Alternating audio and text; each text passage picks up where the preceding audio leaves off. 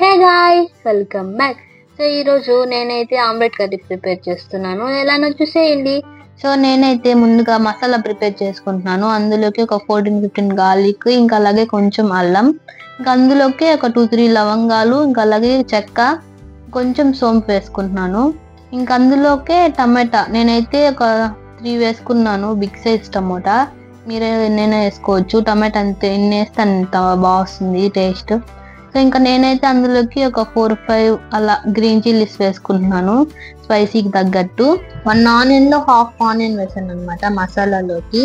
ఇంకా మిగతా half onion వచ్చేసి పోపులోకి వేస్తాను. సో ఇంకా ఆనియన్ వేసాక బాగా మెత్తగా గ్రైండ్ చేసి పెట్టుకోవాలి.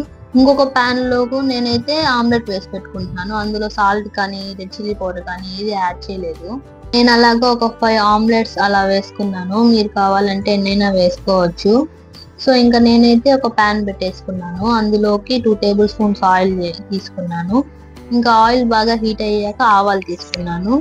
ఆవాలు కొంచెం అట్లా చిటపట్లాడేంత వరకు ఉంచి ఆ తర్వాత జీలకర్ర, 1 గ్రీన్ చిల్లీ, కర్రీ లీవ్స్ వేసేసి 1 పాటు బాగా ఫ్రై చేయాలి.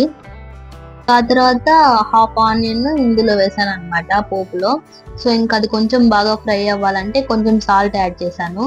సో మనకి ఆనియన్ అనేది బాగా ఫ్రై అవ్వాలి. సో ఆ తర్వాత నేనైతే ముందుగా ప్రిపేర్ చేసుకున్న మసాలా వేసాను.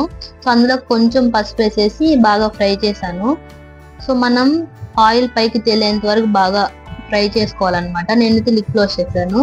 సో ఇలా రావాలి. ఆ తర్వాత వచ్చేసి నేనైతే 1 tablespoon red chilli powder, 2 tablespoon ధనియా పౌడర్ యాడ్ చేశాను. ఇంకా బాగా ఫ్రై చేయాలన్నమాట. పచ్చివాసన పోవాలి మెయిన్ గా. ఇలా ఒక 5 to 6 మినిట్స్ అలా ఫ్రై చేయండి. ఇందులోకి మనం కట్ కూడా యాడ్ చేయొచ్చు. నేనైతే యాడ్ చేయలేదు మామూలుగా. సో చికెన్ కర్రీలో అలా అయితే బాగుంటుంది. ఇది ఫస్ట్ టైం అనమాట నేను ట్రై చేయడం. ముందు ఒకసారి తిన్నాను కానీ ఇలా ట్రై చేయలేదు నా అంతకు సొంతంగా. సో ఇలా ఫ్రై చేసుకోవాలి పచ్చివాసన పోయేంత వరకు. ఆ తర్వాత నేను కొన్ని వాటర్ యాడ్ చేశాను నాకు తగినంత క్వాంటిటీలో.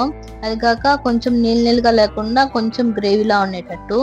సో కొంచెం సాల్ట్ చూసేసుకొని సాల్ట్ వేసేసుకోవాలి. ఇంకా ముందుగా మనం చేసి పెట్టుకున్నాం కదా ఆమ్లెట్స్, అవి వేసేయాలి. ఇంక ఇలా ఆమ్లెట్స్ అన్ని వేసాక వాటిని కొంచెం డిప్ చేయాలి. సో ఇంకా నేను అందులోకి కొంచెం ఎగ్ మసాలా యాడ్ చేశాను. ఒకవేళ ఎగ్ మసాలా మీకు అందుబాటులో లేకుంటే మీరు చికెన్ మసాలా అయినా యాడ్ చేయొచ్చు. సో కొంచెం గార్నిష్ కోసం కొరియాండర్ లీవ్స్ వేసాను. ఇంకా లిడ్ క్లోజ్ చేసేసి 5 to 6 మినిట్స్ బాగా బాయిల్ చేసేసి ఇంకా గ్యాస్ ఆఫ్ చేయడమే, అంతే. రెసిపీ మీరు ట్రై చేయండి. Thank you for watching. If you like this video please like, share and subscribe.